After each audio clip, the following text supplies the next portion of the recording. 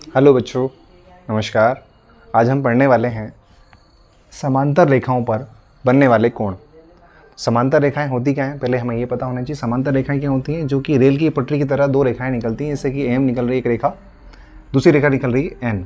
तो एम और एन ये दोनों ही रेखा समांतर चलती जाती हैं और आगे जाकर कभी भी एक दूसरे से मिलती नहीं है। वो रेखाएं क्या कहलाती हैं? समांतर रेखाएं। इसका एग्जाम्पल बहुत अच्छा है, जिसे आप रेल की पटरी देखे होंगे, वो सबसे अच्छा एग्जाम्पल है समांतर रेखाओं का।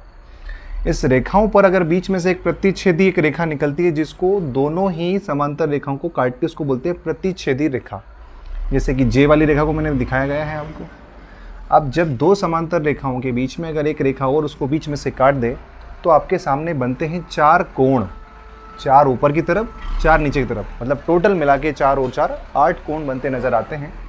कोण नंबर 1, 2, 3, 4, 5, 6, 7, 8। इन कोणों के नाम हम किस प्रकार से रखें, या कौन सा कोण, कोण को हम इंग्लिश में कहते हैं एंगल, कौन सा एंगल किस एंगल के बराबर है, कौन सा कोण किस कोण के बराबर है, इसको हम आगे समझते हैं।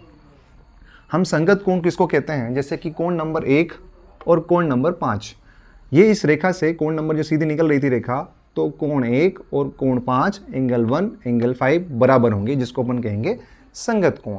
दूसरा कोण देखिए, कोण 2 और कोण 6। कोण 2 और कोण 6 इस एंगल से जो निकल रहे हैं, ऊपरी कोण जो दिख रहे हैं, यहाँ पर ये वाला ऊपरी, यहाँ पर ये वाला ऊपरी, ये दोनों ही कोण आपके रहेंगे बराबर बराबर। तीसरा कोण है आपका कोण नंबर 4 यहाँ, और कोण नंबर 8। तो एंगल 4 एंगल 8 इक्वल टू दोनों ही बराबर हैं। लास्ट वाला कोण देखिए, एंगल 3 और एंगल 7। एंगल 3 और एंगल 7, यहाँ पर ये वाला कोण, यहाँ पर ये वाला कोण, दोनों ही बराबर रहेंगे। इन सारे ही एंगलों को एंगल 1 बराबर एंगल 5, एंगल 2 बराबर एंगल 6, एंगल 4 बराबर एंगल 8 और एंगल 3 बराबर एंगल 7, ये चारों ही कोण आपके क्या कहलाएंगे? संगत कोण कहलाएंगे।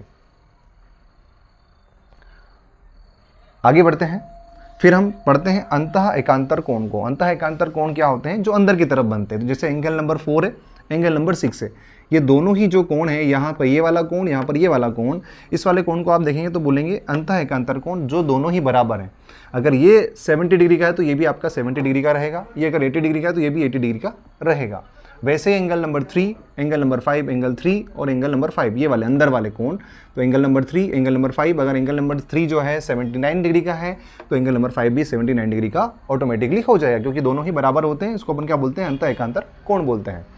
तीसरे नंबर का एक कोण और होता है, जिसको बोलते हैं बाह्य एकांतर कोण, जो बाहर की तरफ बनते हैं। जैसे कि एंगल नंबर 1 और angle number 7। Angle number 1, angle number 7, कोण 1 और कोण 7 दोनों ही बराबर होंगे। अगर कोण 79 डिग्री या 75 डिग्री का है, तो कोण नंबर 7 भी ऑटोमेटिक उस डिग्री के बराबर हो जाएगा। वैसे ही कोण नंबर 2 और कोण नंबर 8, इन दोनों को बाहर की तरफ बने हुए कोण हैं।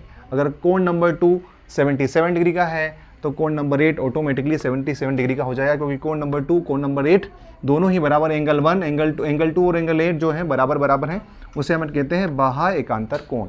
ये तो कोण की बात हो गई। फिर हम बात करते हैं, कुछ महत्वपूर्ण पॉइंट और भी हैं यहाँ पर।